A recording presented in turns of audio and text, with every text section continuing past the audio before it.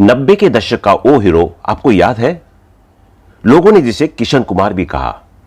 1993 में आई फिल्म आजा मेरी जान से अपने करियर की शुरुआत की। इसके बाद इसी साल एक्टर की 2 फिल्में और रिलीज हुई, कसम तेरी कसम और शबनम।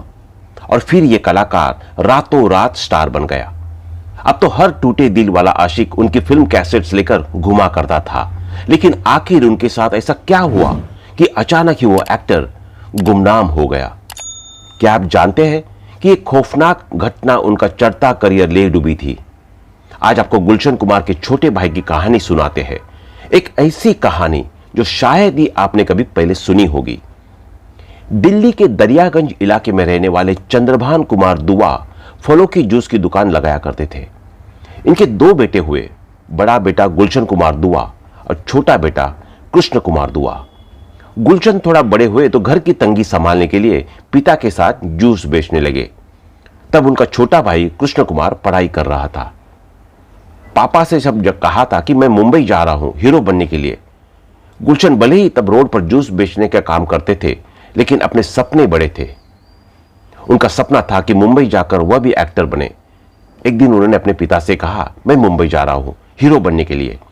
इसके बाद वो महानगरी चले गए। 1 हफ्ते गुरुद्वारे में उन्होंने बिताए और धक्के खाने के बाद समझ आया कि नए चेहरों को यहां मौका मिलना बहुत मुश्किल है।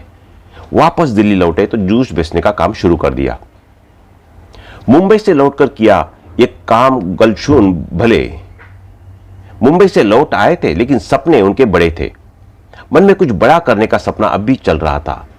उनको गाने सुनने का बहुत शौक था, लेकिन कैसेट्स उस जमाने की बहुत महंगे मिलते थे। गुलशन का दिमाग बस यही काम कर गया और उन्होंने कैसेट्स की एक दुकान खोली। शुरुआत में सस्ती कैसेट्स वो बेचने लगे, लोगों को सस्ते कैसेट्स मिलने लगे और उनका नाम थोड़ा चल पड़ा। डबिंग कैसेट्स बेचकर चमकी किस्मत। इसके बाद उन्हें एक और आइडिया आया और उन्होंने ये तिगड़म लगाया कि क्यों ना महंगी कैसेट्स के गानों को डब करके सस्ते में बेचा जाए। इसके बाद उन्होंने एक कंपनी बनाई। इसका नाम उन्होंने रखा सुपर कैसेट इंडस्ट्री और डबिंग कैसेट्स बेचना शुरू कर दिया। किस्मत ने खूब साथ दिया। भाई कृष्ण कुमार भी लक्ष्मण की तरह बड़े भाई के साथ संघर्ष में चलता गया। काम चला तो उन्होंने मुंबई जाने का फैसला किया। मुंबई आकर बदला कंपनी का नाम। मुंबई आने के बाद उन्होंने कंपनी का नाम बदलने का फैसला किया। गुलशन कुमार भगवान शिव के बड़े भक्त थे, इसलिए उन्होंने उनको त्रिशूल शब्द से टी लेकर और 1983 में अपनी कंपनी का नाम टी सीरीज रख दिया। पहली बार उनकी कंपनी को बड़ी कामयाबी 1988 में तब मिली जब फिल्म आई कयामत से कयामत तक इसके साउंडट्रैक टी सीरीज नहीं बनाए थे। रातों रात गाने सुपरहिट हो गए और टी सीरीज देश की मशहूर कंपनी में से एक हो गई। इसके बाद अनुराधा पौडवाल से लेकर गुलशन कुमार की भक्ति के गीत टी सीरीज की कैसेट्स पूरी देश में जाने लगे। अब पैसा आने लगा तो उन्होंने फिल्मों में भी पैसा लगाना शुरू कर दिया। 1990 में बतौर प्रोड्यूसर उन्होंने फिल्म आशिकी ने बॉक्स ऑफिस पर तगड़ी कमाई की। भाई को स्टार बनाने के लिए खुद लगाया पैसा। इसके बाद उन्होंने अपना दूसरा सपना पूरा करने का फैसला किया। खुद तो वो एक्टर नहीं बन सके, लेकिन उन्होंने भाई को सुपरस्टार बनाने की ठान ली थी। पैसे की कमी नहीं थी, इसलिए खुद प्रोड्यूसर बनकर उन्होंने अपने भाई कृष्ण कुमार को लॉन्च किया। 1991 में आसपास की बात है जब मशहूर डायरेक्टर केतन आनंद को रखा गया। फिल्म में शम्मी कपूर, प्राण जैसे दिग्गजों को महंगी फीस देकर फिल्म में रखा गया। 1993 में फिल्म आई आजा मेरी जान। पहली बार छोटे भाई कृष्ण कुमार को उन्होंने लॉन्च किया। फिल्म पूरी तरह से पिट गई थी, लेकिन गुलशन ने पहले से ही इसका बैकअप प्लान तैयार कर रखा था। उन्होंने दूसरी फिल्म की शूटिंग भी साथ साथ करवाई थी। 1993 में भाई को दूसरी बार हीरो बनाकर लाए। फिल्म थी कसम तेरी कसम। कृष्ण कुमार की एक्टिंग उस दौर के एक्टर से मैच नहीं कर पाई और यह फिल्म भी फ्लॉप हो गई। भाई को सुपरस्टार बनाने के लिए गुलशन कुमार ने बिड़ाया तिगड़म भाई को अब कैसे सुपरस्टार बनाया जाए। इस बार उन्होंने वो तिगड़म बिड़ाया जिसके लिए वो मशहूर थे। वे ना म्यूजिकल हिट फिल्म बनाई जाए जिससे भाई की एक्टिंग में जो कमी है वो छिप जाए और फिल्म भी चल पड़े। उन्होंने इंडस्ट्री के दिग्गज संगीतकारों को इकट्ठा किया और अनुराधा पौडवाल, सोनू निगम और उदित नारायण जैसे सिंगर से फिल्म के गाने गवाए। उन्होंने इस फिल्म को सिर्फ प्रोड्यूस ही नहीं किया, बल्कि डायरेक्शन भी किया। कृष्ण कुमार के साथ शिल्पा शिरोडकर की जोड़ी बनाई।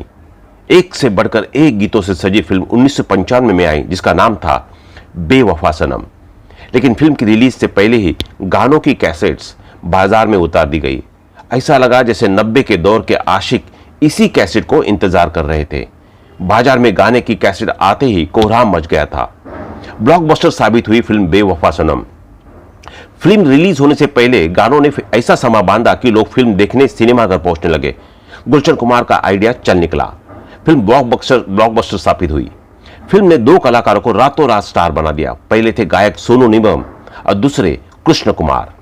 सफलता मिलने के बाद कृष्ण कुमार भी अब बड़े सपने देखने लगे थे। लेकिन अचानक एक दर्दनाक घटना घटी और कृष्ण कुमार का पूरा करियर एक झटके में डूब गया। कैसे अचानक एक्टर हो गया गुमनाम बेवफा सनम। गुमनाम बेवफा सनम के बाद कृष्ण कुमार के लिए गुलशन कुमार अगले प्रोजेक्ट पर काम कर रहे थे कि अचानक एक दर्दनाक घटना घटी। 12 अगस्त 1997 के दिन गुलशन कुमार की हत्या हो गई। पूरा बॉलीवुड इस हत्याकांड से दहशत में आ गया। कृष्ण कुमार को खबर मिली तो वह सदमे में चले गए। 41 साल के पिता समान जैसा भाई अब नहीं रहा। जो भाई अपने छोटे भाई को बड़ा स्टार बनाने जा रहा था, वह दुनिया से जा चुका था। गुलशन कुमार के बच्चे छोटे थे और पूरी टी सीरीज कंपनी को कोई संभालने वाला नहीं था।